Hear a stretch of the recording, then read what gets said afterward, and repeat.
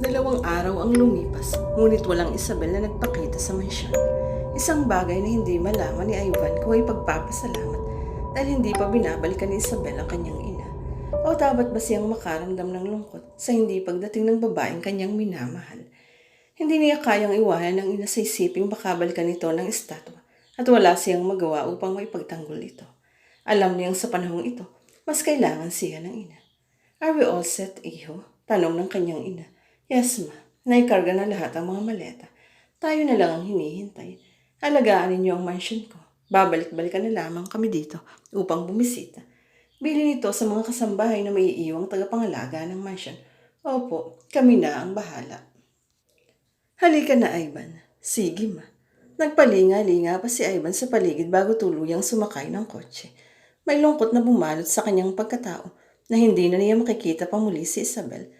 Ngunit ito ay isang bagay na kailangan niyang gawin para sa ina. At sa kanyang pagluwas ng Maynila, ay alam niyang itutuloy ng kanyang ina ang pagpapakasal sa kanya kay Ami. Alam niyang mahal siya ni Ami at handa nitong gawin ang lahat upang mahalin din siya. Marahil ito ang tamang gawin. Wala rin namang patutunguhan ng kanyang pag-ibig sa isang estatwa. Masakit man ay kailangan na niyang bumitiw sa pag-ibig na iyon, sa pag-asang magkakaroon sila ng pagkakataon. Ngunit isa lamang iyong kahibangan. Naging mahaba ang biyaheng iyon para kay Ivan. Ni hindi siya dalawin man lang ng antok. Mahirap sa kanyang iwan ang lugar kung saan muli siyang umibig. Hindi man sa tamang babae, hindi man sa tamang panahon. Sa muling paggising ng kanyang katawan, isa lamang ang nasa isip ni Isabel, ang tapusin ng kanyang nasimulan. 3 tao pa ang kailangang magbayad. Huhulihin na niya ang Donya. Alam niyang sa muli nilang pagharap ay muli rin niyang makikita si Ivan. Ngunit walang puwang ang awa sa kanyang puso. Iisa lang ang tanging nasa kanyang isip, ang magbayad, ang may pagkakautang sa kanila. "Tay, masarap yata ang ulam natin ngayon," sabi ni Totoy sa kanyang ama. Tuwang-tuwa ang mga anak ni Simeon. Ngayon lang sila makakatikim ulit ng pritong manok. Mahirap ang buhay ng kanyang pamilya. Isang kahig-isang tuka nga kung tawagin. Pinilit niyang mabuhay ng marangal, ngunit may ilang unos na rin ang nagdaan sa probinsya na puminsala ng tuluyan sa sakahang kanyang pinapasukan. Nakita niya kung paano magutom ang kanyang mag-iina. Nakita niya kung paano mamatayan ng anak. Kahit isang pangako ang kanyang binitiwan sa sarili. "Gagawin ko alang-alang sa pamilya ko. Wala nang susunod pa kay Ining." Sabi niya sa kaibigang nag-aalok ng trabaho. Isang trabahong bubuhay sa kanyang pamilya, ngunit hindi maituturing na marangal. Sa panahong iyon, pumayag siyang sumamang magnakaw. Ang katwirang ipinasok sa kanyang utak ay mayayamang ang kanlamang naman ang kanilang pagnanakawan at pipilitin din niyang makatulong sa iba na nangangailangan. "Magsitulog na kayong mga anak. Bukas luluwas tayo sa bayan. Titingnan natin kung paano kayo makakapasok sa darating na pasukan." Nakangiting sabi niya sa mga anak. "Talaga, tay, mag-aaral na ulit kami," sabi ni Junior sa ama. "Oo, anak, mukhang sapat na ang ipon ni tatay para makapag-aral ulit kayo." Napayakap na lang sa kanya ang mga anak sa sobrang katuwaan. Pati ang kanyang may bahay ay naiyak rin sa tuwa. Hindi man niya alam kung ano ang trabahong pinasok ng asawa, ay masaya na rin siya. Malaki-laki na rin ang pinagbago ng kanilang buhay. May ilang manok na sila at isang inahing inaalagaan. Napaayos na rin nila ang sira ng kanilang bubong at ngayon ay makakapag-aral na ulit ang kanyang mga anak. Salamat, ang tanging nasambit niya sa asawa. Nakangiting pinagmasdan ni Simeon ang kanyang pamilya. Mali man ang kanyang ginagawa. Kasalanan naman itong maituturing ay dito lang naman niya na isasalba ang kanilang buhay. Sa ngayon isa lamang tangi kinababahala ni Simeon. Ang panahong siya naman ang sisingilin ni Isabel. Nakita niya kung paano pinatay ng estatwa ang isa nilang kasamahan. Niwala sa kanila ni Damian ang tangkang tulungan ito. Wala siyang kakayahang sagipin ng kasama, lalo pat hindi nila kung paano susugpuin ang lagim na idinudulot ng estatwang ito. Isang anino ang natanawan ni Simeon na paparating sa kanilang lugar. Alam niyang dumating na ang kanyang panahon. Tigisang halikang iginawa din sa kanyang asawa at mga anak, tanda ng kanyang pamamaalam. Inilapag niya ang bag na may lamang pera at isang sulat na matagal na niyang inihanda para sa kabiyak. Nakahanda na siyang harapin ang hustisyang sisingil sa kanya sa mga kasalanan. Handa na siyang humarap kay Isabel. "Isa lamang ay pakikiusap ko sa iyo. Huwag mong idadamay ang pamilya ko.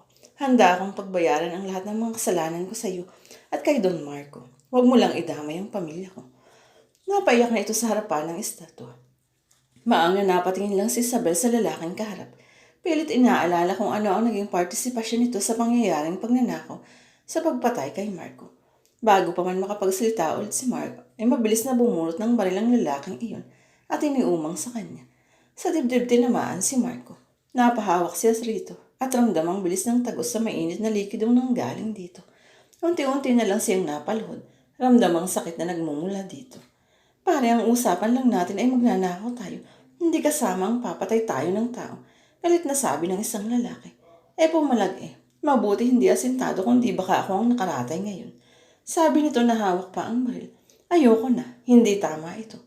Tatalikod sana ito ng pigilan ng lalaking bumaril kay Marco. Subukan mong tumalikod sa grupo. Idadamay ko ang pamilya mo.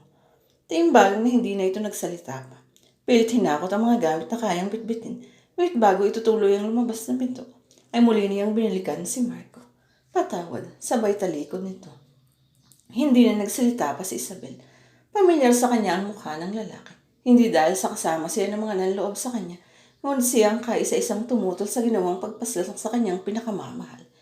Kusa na lang siyang tumalikod na may luha sa kanyang mga mata. Sandali lang. Bakit? Putol na tanong ni Simeon sa estrato. Sa huli ay humingi ka ng tawad kay Marco. Kaya ako na nagsasabing pinatatawad na kita. Sabay takbo ni Isabel palayo sa lalaki. Napaluhod na lang si Simeon sa tinura nito. Napaluhan na tinura ni Isabel. Muli ay isang pangako ang kanyang binitiwan. Hindi na mauulit ang aking mga gawain. Ipinapangako ko sa iyo. May ilang araw nang nakakaramdam ng kakaibang enerhiya si Isabel sa kagbatang iyon. Pakiwari niya ay mas lalo siyang lumalakas at naging mas makapangyarihan. Ito marahil ang sinasabi ng matandang nadinig niyang nagsasaway sa ilang mga bata ng nakaraang gabi.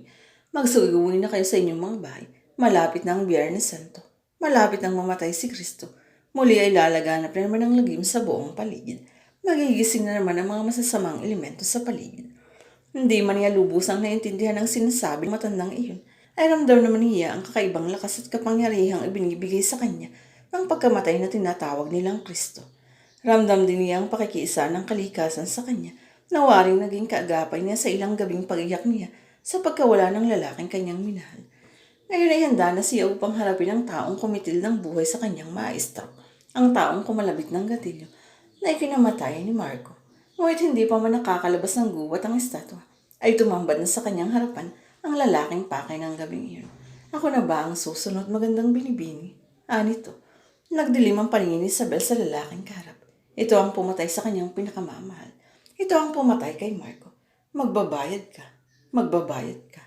At patakbong lumapit si Isabel sa lalaki. Ngunit isang putok ang tumama sa kanyang braso. Mabilis na umagos ang dugo mula dito. May hawak palang baril ang lalaki. Ito marahil ang baril na ginamit sa pagpatay kay Marco.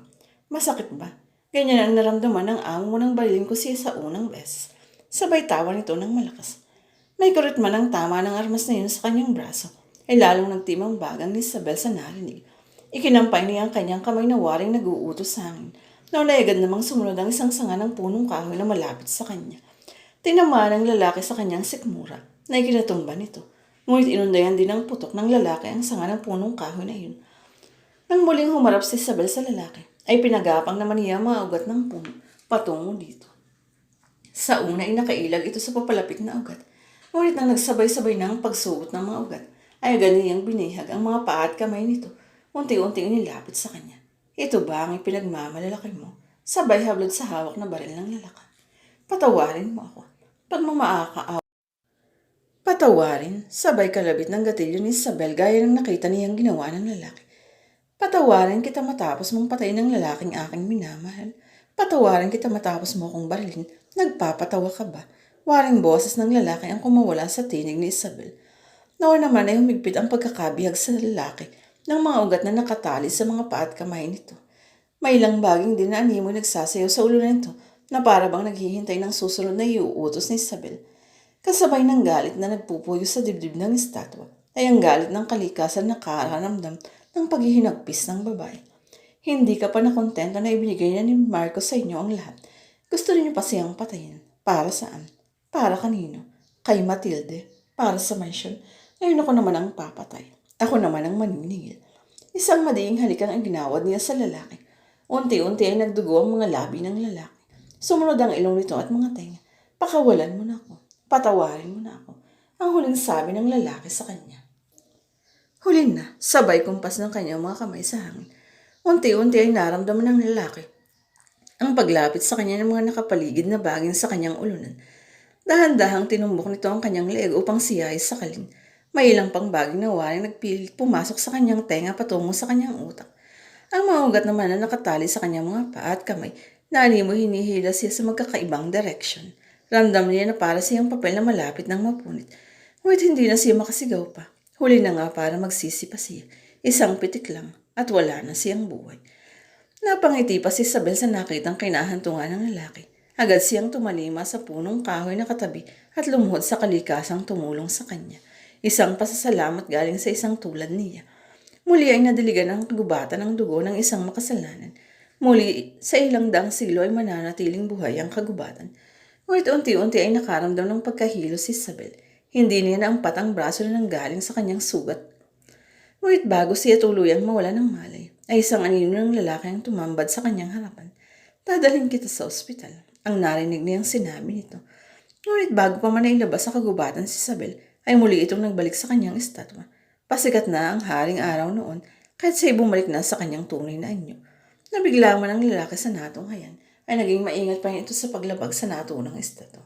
Gusto niya man niyang lisanin ang kagubatan ng mga oras na iyon, ay hindi niya magawa. Alam niyang may eksplanasyon ng lahat ng kanyang nasaksihan at nakahanda siyang maghintay. Halos nakahanda na ang lahat sa nalalapit nating kasal, Ivan. Are you happy? May ngiti sa mga labi ni Anne.